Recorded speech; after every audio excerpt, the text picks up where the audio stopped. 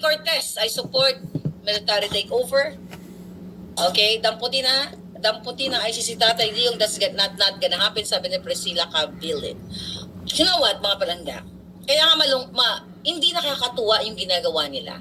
Kasi maaring magdanak, magdanak, tama ba? Magdanak, hindi magdanak. Okay? Magdanak ng, you know what I mean, ng pula sa ginagawa ng hayop na to. Kasi, yung utak nila, sira na. Alam nyo yan, di ba? May kamag-anak kayo, baka may kapatid kayo na nasira ng pulburon. Hindi sila nag-iisip ng tama.